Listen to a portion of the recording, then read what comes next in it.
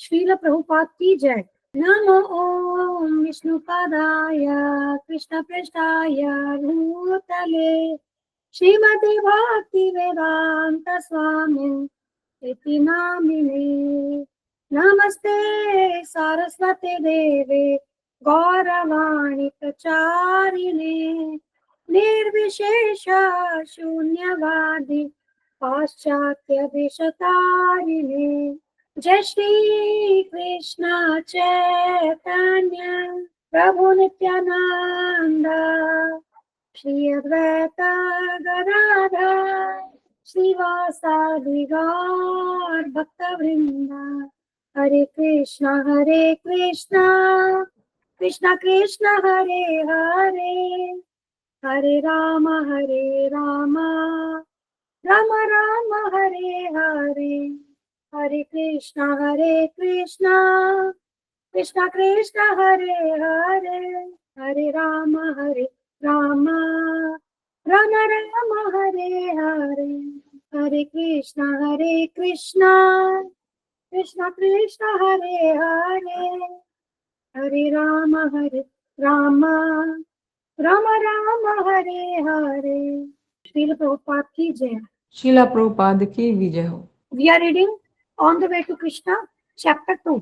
अब हमने इसके 2 सेशन हम कर चुके हैं जिसमें we came across different shlokas. तो अभी हम टारगेट कर रहे हैं अगले 2-3 सेशंस में कि जो हम श्लोक अभी तक इस रीडिंग में, इस चैप्टर 2 की रीडिंग में पढ़ चुके हैं, हम उसको थोड़ा सा गहराई से पढ़ें। तो पहला जो श्लोक यहाँ पर इस चैप्टर में आया था वो है 4.7 4.8, जिसमें कि भगवान अपने अवतरण के विषय में बता रहे हैं।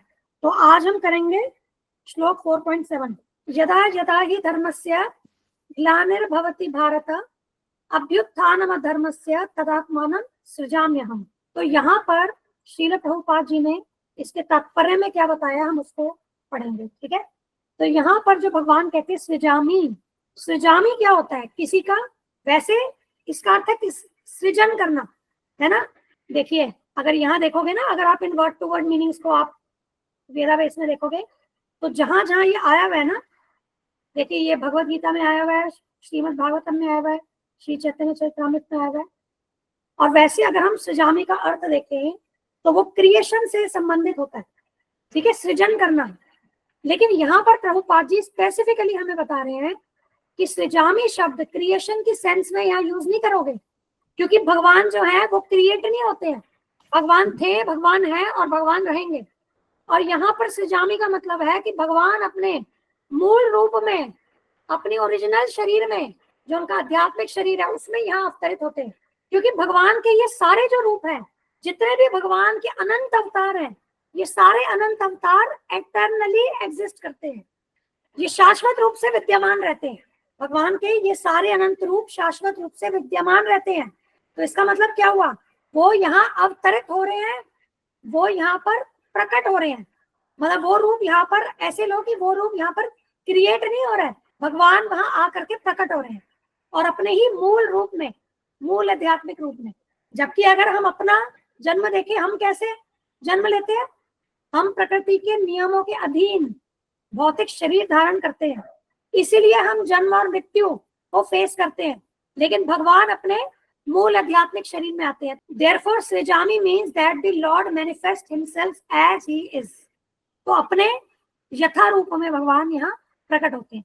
Although the Lord appears on schedule, namely at the end of Dwapar Yuga of the 28th millennium of the 7th Manu in one day of Brahma.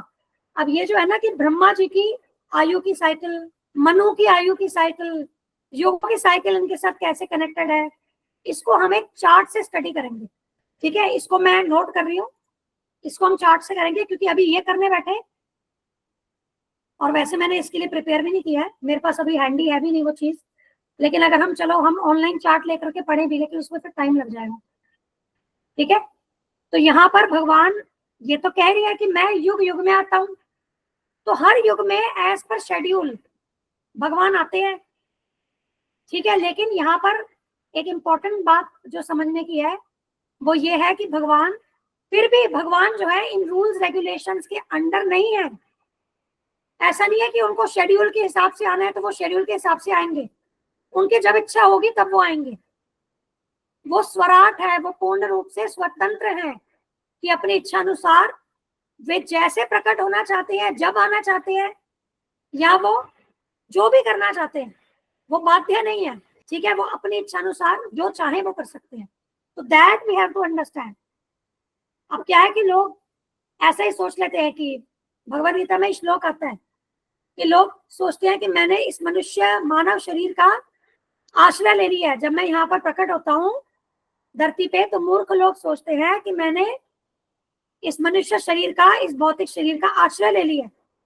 तो ये जो सोच है जिसमें हमें लगता है कि भगवान हमारी तरह ही है, या कि भगवान एक महापुरुष है ना, तो जहां पर हम भगवान को किसी ह्यूमन बीइंग से, एक मॉर्टल बीइंग जो प्रकृति के अंडर है, जो जन्म मृत्यु की साइकिल में है, इनसे अगर कंपेयर करते हैं तो वो जो कंपैरिजन है ना, वो सोचना जो है वो गलत है। ठीक है, और आगे प्रभुपाद जी क्या कह रहे हैं, he therefore appears by his own will whenever there is predominance of irreligiosity and a disappearance of true religion। तो जब अधर्म बढ़ता है और धर्म घटता है तो भगवान आते हैं और अपनी इच्छा अनुसार आते हैं। अब आगे बता रहे हैं कि धर्म के नियम है क्या।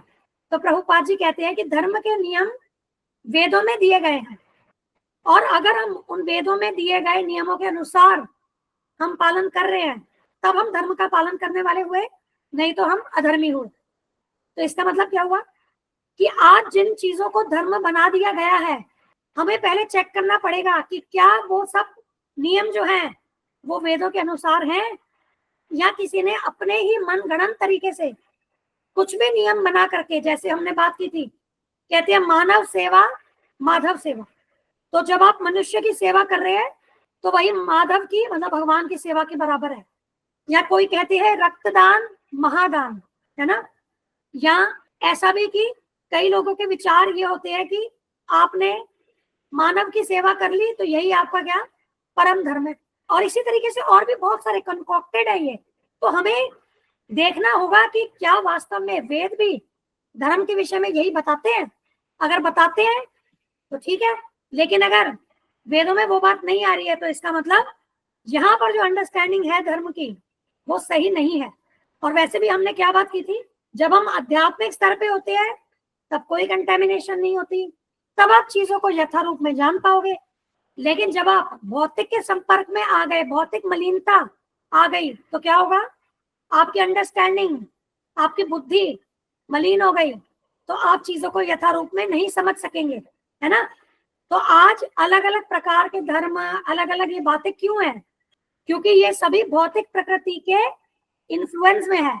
और जो लोग वास्तव में, जो लोग आध्यात्मिक स्तर पे हैं ही नहीं, तो वो भौतिक स्तर पे जो भी नियम, जो भी धर्म, सो कॉल्ड धर्म जो भी बना दे, वो सब क्या है, डिविएटेड ही होगा, वो वेदों के हिसाब से होगा ही नहीं। तो ये बहुत इंपॉर्टेंट है समझना, ठीक है। और भागवतम में ये प्रिंसिपल्स बताए गए हैं कि ये धर्म वो प्रिंसिपल्स है, वो रूल्स हैं, वो लॉज है, वो नियम है जो भगवान के द्वारा दिए गए हैं।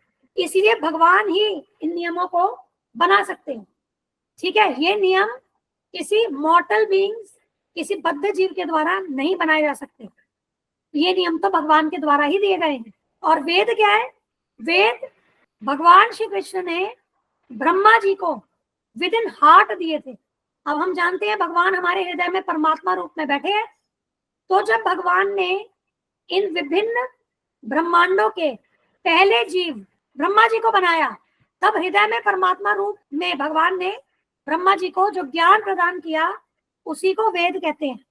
तभी आप श्रीमद् भागवतम का जो पहला श्लोक पढ़ोगे ना, तेने ब्रह्मा हृदय आदि कवये, ये देख रहे हैं, ये तेने ब्रह्मा हृदय आदि कवये, ये श्रीमद् भागवतम 1.1.1 इसमें आता है।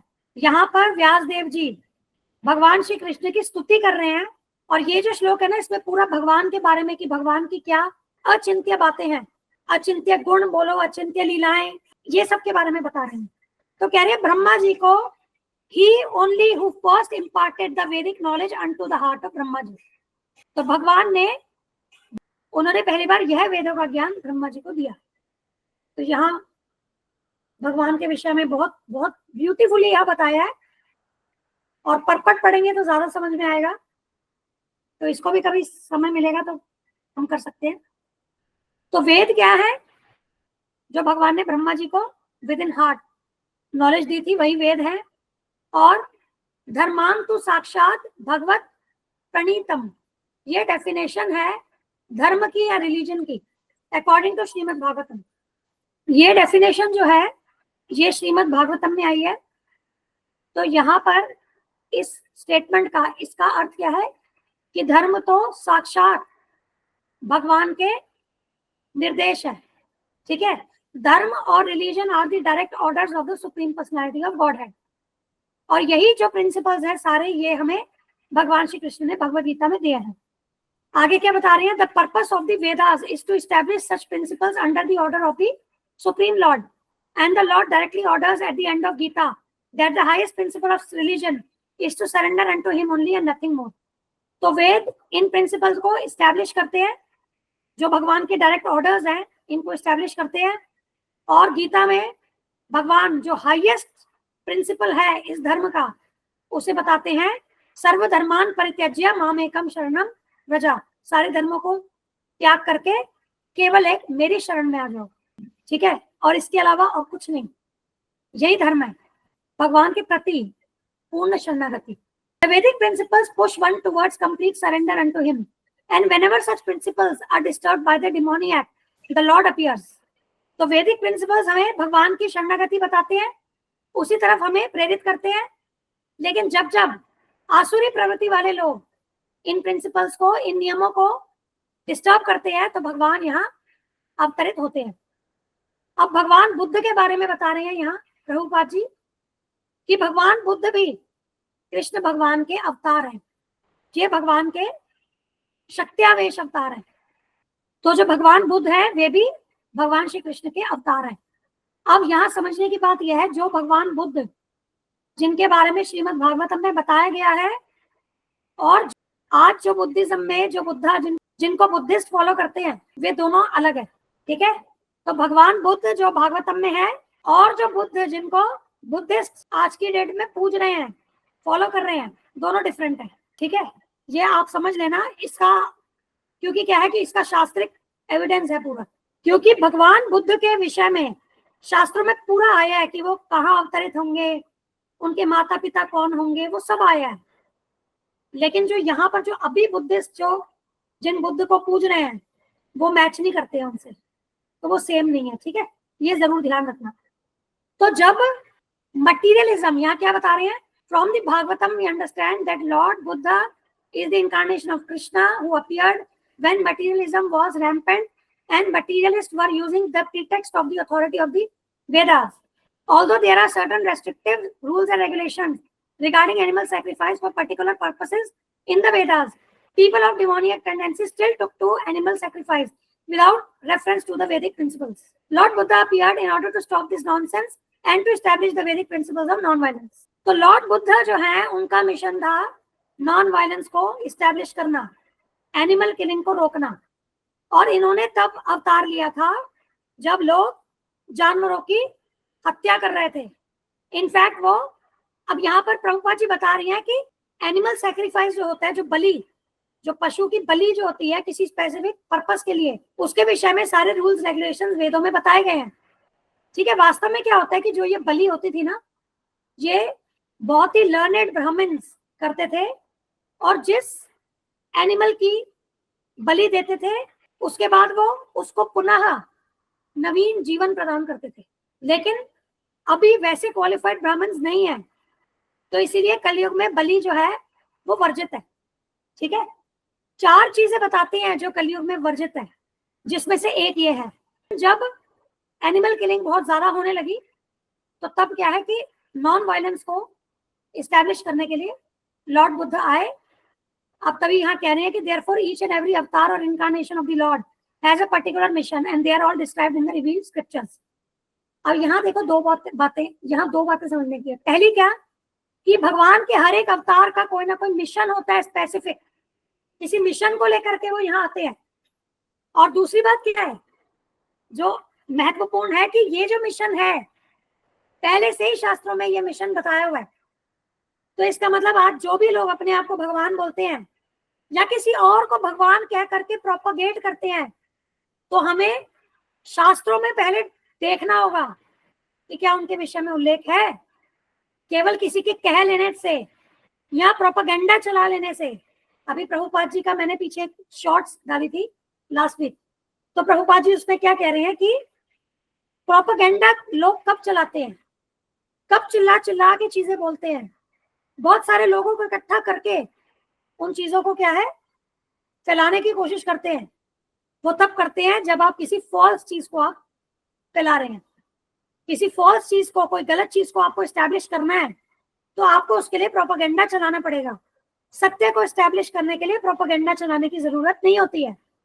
तो आज जो भी लोग ऐसा प्रोपेगेंडा चलाते हैं कि मैं भगवान हूं, या वो मनुष्य भगवान है, या हम सभी भगवान हैं, इस टाइप के जो भी प्रोपेगेंडा चला रहे हैं, ये सारे क्या है, फेक है। हमारे गुरुजी तो सिंपल एग्जाम्पल देते हैं, कहते हैं अगर तुम भगवान हो तो तुम सुंदर क्यों नहीं हो। भगवान का तो एक ऑपुलेंस है, कहते हैं कि सारा सौंदर्य है, संपूर्ण सौंदर्य है। फिर कई लोग ऐसा बोलते हैं जवाब दे करके कि भाई अंदर से सुंदर है, तो गुरुजी कहते हैं कि भगवान तो अंदर बाहर दोनों से ही सुंदर है। तो ऐसे करके क्या लोग जो मिसगाइडेड है वो ऐसी बातें करते हैं। गुरुजी और भी कहते हैं बात कि तुम भगवान हो तो तुम बूढ़े क्यों होते हो। जितने भी भगवान, मतलब भगवान तो एक ही है, मतलब भगवान के जो अलग अलग रूप है, हमने जितने भी रूपों के विषय में सुना है या उनके विग्रह देखे हैं, कभी बूढ़े देखे हैं भगवान कि उनके सफेद बाल हो रहे हैं, उनकी दाढ़ी सफेद है। भगवान की एक डेफिनेशन में क्या आता है, जो ब्रह्मा जी भगवान श्री कृष्ण की स्तुति करते हैं उसमें कहते हैं नव यौवन। भगवान का जो रूप है वो क्या है, नव यौवन, ब्लॉसमिंग यूथ, नया नया यूथ, नया नया यौवन, ये भगवान का ऐसा रूप है। और गुरुजी क्या कहते हैं कि तुम भगवान है तो तुम्हें दांत में दर्द क्यों होता है, डॉक्टर के पास क्यों जाते हो। अच्छा तुम अपने आप को भगवान समझते हो, भगवान तो पूर्ण ज्ञानी है, तुम अपने सर के, तुम्हारे सर में कितने बाल है यही बता दो। तो ये जो प्रोपेगेंडा है किसी को भी भगवान मान लेने का, जैसा कि हम कल बात कर रहे थे कि ऐसा सोच लेने का कि अरे हम तो भगवान है लेकिन हम भूल गए हैं क्योंकि हम माया में आ गए हैं, जैसे ही आवरण हट जाएगा हम अपने मूल रूप में आ जाएंगे। तो ये सारे प्रोपेगेंडा जो है वो फेक है, ठीक है। तो आगे क्या कह रहे हैं Prabhupada ji, no one should be accepted as an avatar unless he is referred to by the scriptures. Very very important. आगे कहते हैं it is not a fact that the Lord appears only on Indian soil, he can manifest himself anywhere and everywhere and whenever he desires to appear. तो जहां भी भगवान चाहें वहां वो आ सकते हैं, वो उनकी इच्छा है। ऐसा नहीं है कि केवल इंडिया में ही आएंगे, वे कहीं भी आ सकते हैं। और पहले तो हम बात करें, ये पूरी पृथ्वी ही भारतवर्ष कहलाती थी, ये तो बाद में टुकड़े हुए अलग अलग। In each and every incarnation he speaks as much about religion as can be understood by the particular people under their particular circumstances। तो जब भगवान ये अवतरित होते हैं वे धर्म के विषय में उतना ही बताते हैं जितना कि उस समय के लोग समझ सकें। तो देश काल पात्र उसके अनुसार भगवान उतने ही एक्सटेंड तक धर्म के विषय में लोगों को बताते हैं, लेकिन मिशन उनका एक ही रहता है, वह यह है कि लोगों में भगवान की चेतना को जागृत करना और धर्म के नियमों को एस्टैब्लिश करना था, ताकि लोग उन नियमों का पालन करें। Sometimes he descends personally and sometimes he sends his bona fide representative in the form of his son, servant or himself in some disguised form। तो कभी तो वे स्वयं आते हैं, कभी भी अपने प्रतिनिधि को भेजते हैं। वो भी कैसे प्रतिनिधि, bona fide। तो आज कोई भी आकर के बोले कि मुझे तो भाई भगवान ने भेजा है, ठीक है, यहाँ भी हमें समझना होगा जो भगवान के रिप्रेजेंटेटिव, जो bona fide रिप्रेजेंटेटिव भी आते हैं ना, उनका भी कहीं ना कहीं आपको उल्लेख शास्त्रों में मिलता है।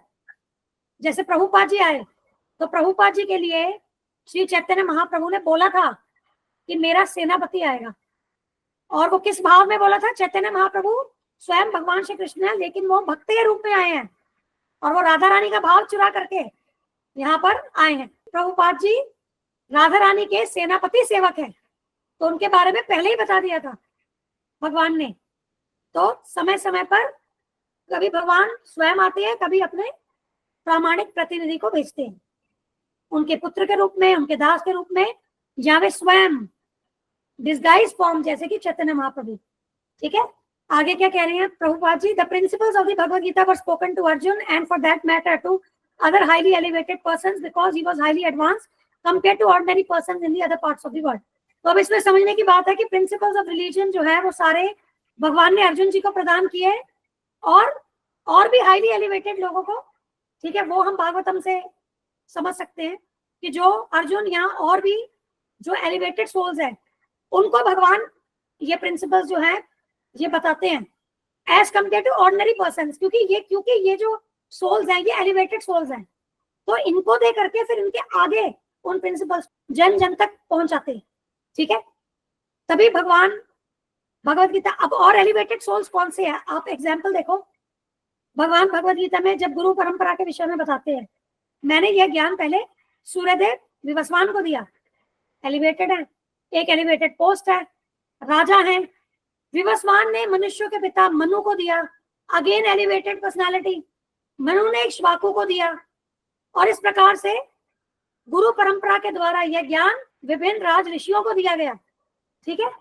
तो जो एलिवेटेड पर्सन्स हैं, जो एक डेजिग्नेटेड पोजीशन पे सोसाइटी में हैं, जो ऐसी नॉलेज लेकर के फिर आगे क्या है लोगों तक उस नॉलेज को लेकर के जाएं, उसको लागू करें।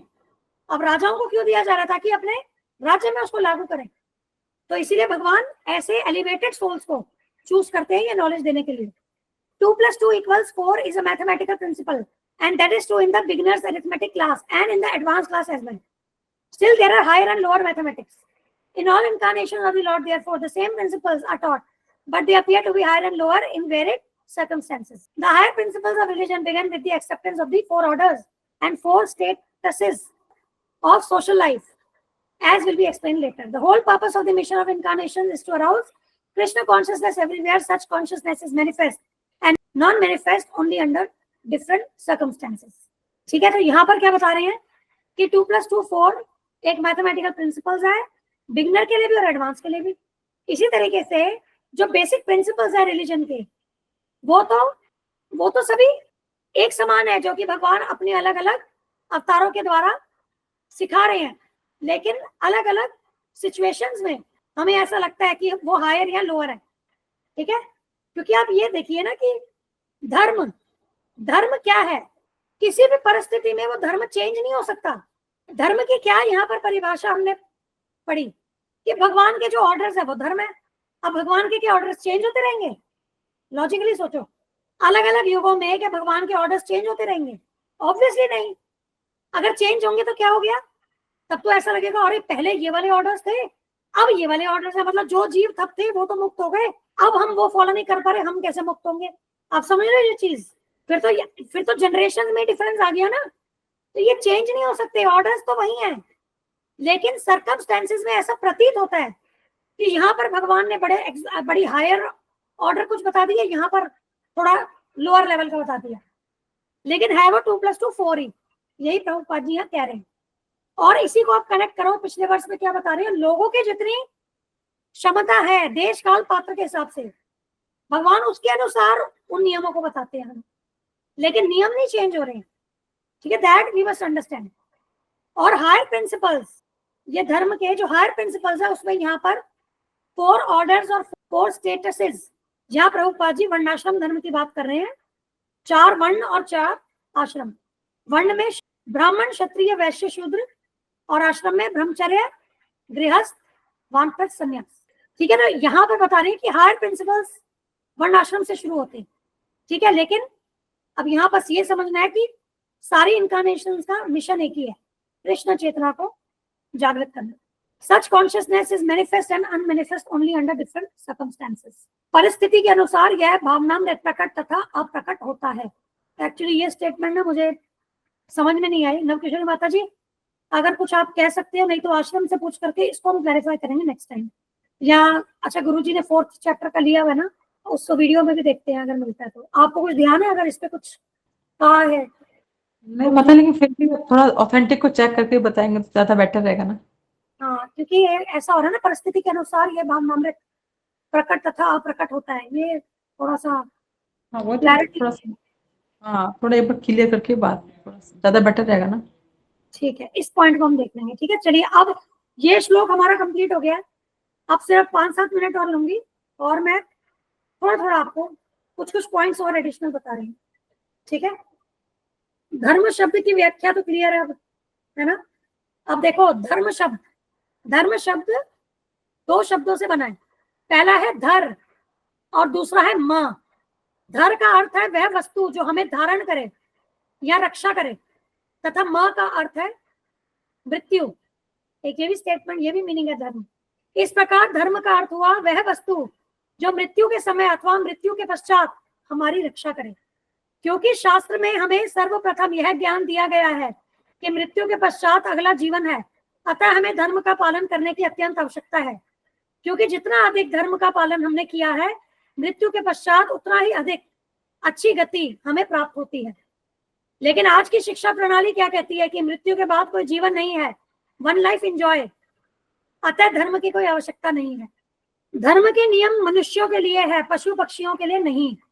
ठीक है, हमने वो वर्ष किया था, आपको याद होगा, आहार निद्रा भय मैथुनम च सामान्यम एतत् पशुभिः नराणाम धर्मो हि तेषाम अधिको विशेषा धर्मेण हीना पशुभिः समाना। याद है? तो वहां हितोपदेश करके है एक ग्रंथ, उसमें क्या बताया गया है कि मनुष्य और पशुओं में ये चार आवश्यकताएं, भोजन निद्रा सुरक्षा और मैथुन क्रिया, ये एक समान है। परंतु एक आवश्यकता ऐसी है जो मनुष्यों के जीवन में है परंतु पशुओं के जीवन में नहीं है, और वह है धर्म। और धर्म से हीन मनुष्य पशु के समान है। तो इसका मतलब ये जो ह्यूमन लाइफ है ये रिस्पॉन्सिबिलिटी की लाइफ है। अगर हम इसमें भी पशुओं के समान ही जीते रहे और हमने धर्म का पालन नहीं किया तो हमने इस लाइफ को वेस्ट किया, हमने पशुवत जीवन ही व्यतीत किया। और सर्वोच्च धर्म क्या है? सर्वधर्मान परित्यज्य, ये हमने कर लिया, श्री कृष्ण की शरणागति। अब यहाँ पर भगवान अर्जुन जी को भारत कह करके संबोधित कर रहे हैं, क्योंकि अर्जुन जी भरतवंशी हैं, राजा भरत के कुल के हैं। तो यहाँ भारत शब्द कहने का भी क्या है, एक स्पेसिफिक सिग्निफिकेंस है। श्री कृष्ण अर्जुन जी से यहाँ कह रहे हैं कि हे अर्जुन, तुम उन राजा भरत के वंश में उत्पन्न हुए हो जो अत्यंत शक्तिशाली थे तथा जिन्होंने संपूर्ण पृथ्वी में धर्म की स्थापना की थी। अतः उसी धर्म की स्थापना के लिए मैंने इस युद्ध की व्यवस्था की है। यदि तुम उन्हीं राजा भरत के वंश में उत्पन्न हुए हो तो तुम मेरे इस कार्य में सहयोग करो। यदि तुम युद्ध नहीं करोगे, इस धर्म की स्थापना में मुझे सहयोग नहीं करोगे, तो तुम राजा भरत के वंशज अर्थात भारत नहीं कहलाओगे। तो उनकी जो एक वंश की जो ग्लोरी है उससे कनेक्ट करके यहाँ पर भगवान श्री कृष्ण अर्जुन जी को प्रोत्साहित कर रहे हैं कि वे धर्म की स्थापना में सहयोग करें। अब अधर्म क्या है? अधर्म है भगवान को भूल जाना।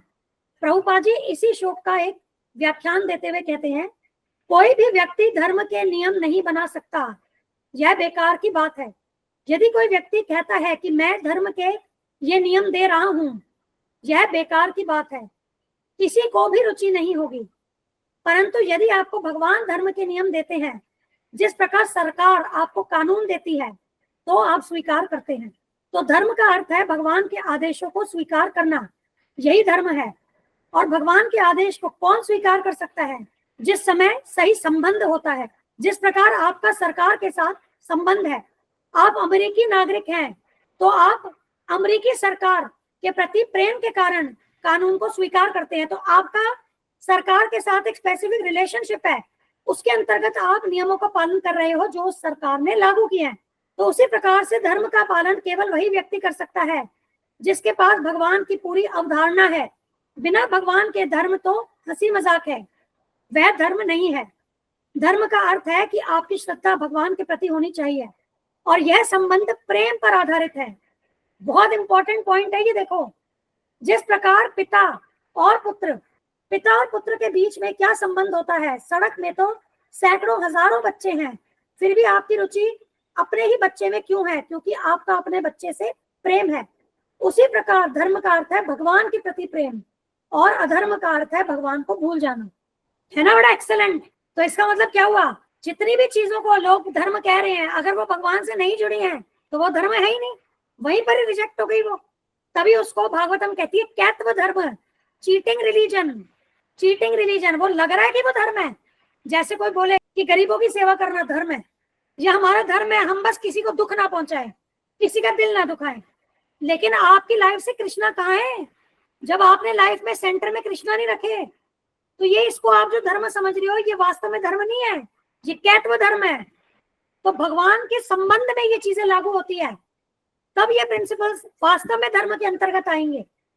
अब इसका मतलब हम ये नहीं कह रहे कि आप पालन मत करो, लेकिन इसके आगे पढ़ो, समझो कि क्यों मुझे अपने फेलो बीइंग को कष्ट नहीं देना है, मेरी क्या पहचान है, वो फेलो बीइंग उसकी क्या पहचान है, हमारा आपस में संबंध क्या है, भगवान कौन है। अपने फेलो बीइंग के साथ अगर हम कोई संबंध ढूंढेंगे भी तो वो तो भगवान के संदर्भ में ही आएगा ना वो संबंध, क्योंकि वो भी भगवान का अंश है, मैं भी भगवान का अंश हूँ।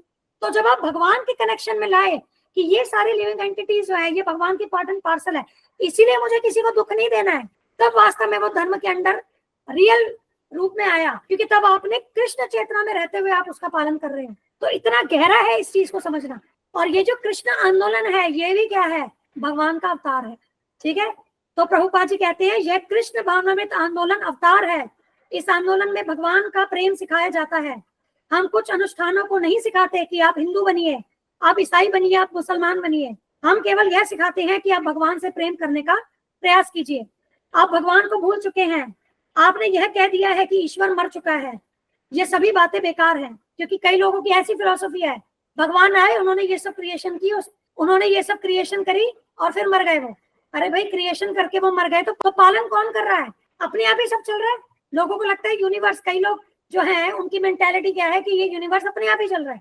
कोई चीज अपने आप कैसे चल सकती है? एक सिंपल सा यंत्र भी, हम छोटे से छोटा यंत्र उसकी हम बात करें, उसको चलाने में भी किसी जीवात्मा का कंट्रीब्यूशन है। अब इतने ब्रह्मांड के लिए भी कोई कह देते हैं कि ये तो अपने आप ही चल रहा है। वास्तव में ऐसा सोचना क्या है? यही मूर्खता है, अंधविश्वास है। गुरुजी बताते हैं इस टाइप की बातें सोचना ये अंधविश्वास है। ये संसार अपने आप आ गया, संसार अपने आप चल रहा है, इसको सुपरस्टिशन और अंधविश्वास कहते हैं। क्योंकि यहाँ तो सिंपल सिंपल लॉजिक आपको दिख रही है। छोटी से छोटी चीज भी कोई मनुष्य बनाता है तब वो बनती है, कोई मनुष्य उसको मेंटेन करता है तब वो मेंटेन होती है। तो आप इतने बड़े ब्रह्मांड के लिए कैसे कह सकते हो कि अपने आप ही बन गया, अपने आप ही चल रहा है? ये अंधविश्वास है। ना कि जो कहते हैं कि गॉड प्रिंसिपल को मान लेना अंधविश्वास है। अरे तुम तो भगवान को मानते हो, तुम तो अंधविश्वासी हो। गलत है वो। आप भगवान को भूल चुके हैं। आपने ये कह दिया कि ईश्वर मर चुका है। ये सभी बातें बेकार है। भगवान है तथा आप यहाँ पर हैं। आप इसलिए कष्ट भोग रहे हैं क्योंकि आप भगवान को भूल चुके हैं। आप भगवान से प्रेम करने का प्रयास कीजिए, आपका स्वाभाविक जीवन पुनः वापस आ जाएगा, आप प्रसन्न हो जाएंगे। यह कृष्ण भावनामृत आंदोलन है, यहाँ पर कोई भी बनावटी बात नहीं है, अतः सांप्रदायिकता का कोई प्रश्न ही नहीं है। तो ये जो कृष्ण भावनामृत है ये असांप्रदायिक है, नॉन सेक्टेरियन है। यहाँ हम हिंदू मुस्लिम सिख ईसाई की बात नहीं कर रहे हैं। यहाँ ये जो है ये आत्मा के लेवल का ये धर्म बता रहे हैं। यहाँ इसका संप्रदाय से कोई लेना देना नहीं है। आत्मा के रूप में हमारा जो परमात्मा के साथ संबंध है उसके विषय में यहाँ हम बता रहे हैं, और उन परमात्मा से, उन भगवान से प्रेम करना बता रहे हैं। तो जब हम ये देखें कि हर एक जीव जो है वो स्पिरिट सोल है, वो आत्मा है, तो वहां पर ये जो शरीर से जुड़ी उपाधि है कि हिंदू मुस्लिम सिख ईसाई, ये तो मैटर ही नहीं करती, इममटेरियल है ये चीज। यही प्रभुपाद जी यहाँ बता रहे हैं। अतः सांप्रदायिकता का कोई प्रश्न ही नहीं है। ऐसा नहीं है कि इस मंदिर में केवल ईसाई ही आएंगे अथवा मुसलमान नहीं आएंगे, कोई भी व्यक्ति क्यों ना हो। क्योंकि हम क्या सिखाते हैं? हम भगवत प्रेम सिखाते हैं।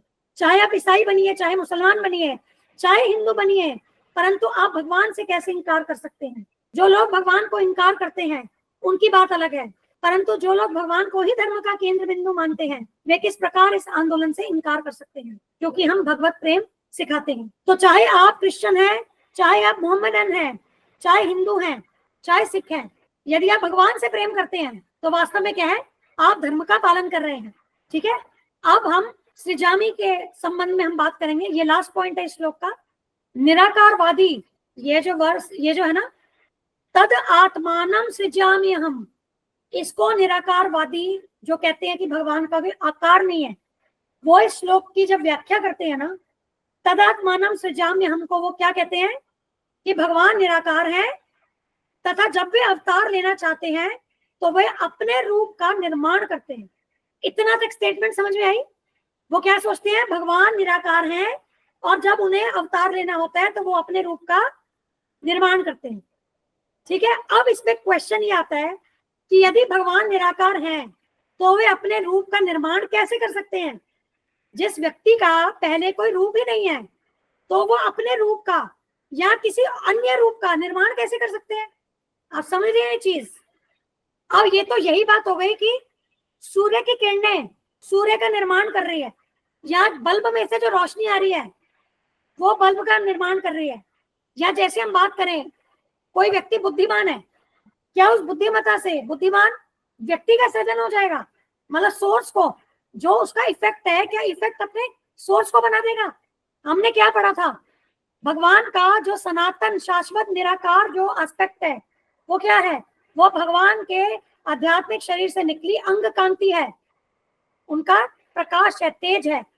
लेकिन सोर्स कौन है? सोर्स भगवान का आध्यात्मिक शरीर है, उसका सोर्स। अब इफेक्ट के लिए यहाँ कह रहे हैं कि इफेक्ट सोर्स को बना रहा है, तो वो पॉसिबल नहीं है। अब आप खुद ही सोचो, ये जो तर्क भी दे रहे हैं, ऐसा लग रहा है बड़ा कंफ्यूजिंग है, क्योंकि कोई भी इंटेलिजेंट पर्सन ऐसे तर्क को एक्सेप्ट ही नहीं करेगा जो निराकारवादी कहते हैं। इसीलिए यहाँ प्रभुपाद जी ने निराकारवादियों की इस बात का खंडन करते हुए सबसे पहले इसी चीज को हिट किया है कि भगवान अपने यथा रूप में प्रकट होते हैं। ये देखिए, the Lord manifest himself as he is, तो this we have to understand. और इसीलिए 4.9 में आप देखोगे आगे जाकर के ना, आप जन्म कर्म च में दिव्यम ये बताते हैं। ये देखो 4.9 में, मेरा जन्म मेरे कार्यकलाप सब क्या है? सब दिव्य है। और जो व्यक्ति ये तत्व रूप से जान लेता है, वो इस शरीर को त्यागने के बाद पुनः इस भौतिक जगत में लौट कर नहीं आता, वो मुझे प्राप्त होता है। अब ये वाली चीज भी कनेक्ट हो रही है उससे, आप देख रहे हो 4.7 से, जो प्रभुपाद जी ने बोला कि यहाँ सृजामी का मतलब क्रिएशन नहीं है, क्योंकि भगवान का प्राकट्य तो दिव्य है। वे जहां चाहे, वे जैसे चाहे, जब चाहे प्रकट हो सकते हैं। हमारी तरह नहीं, हम प्रकृति के अधीन है। अपने हमारे कर्मों के अनुसार हमें जिस योनि में जन्म मिलना है, हम वही जन्म हमें स्वीकार करना होगा। हम वहां पर प्रकृति से लड़ नहीं सकते। लेकिन भगवान प्रकृति के अधीन नहीं है, और भगवान शाश्वत है, भगवान सनातन है।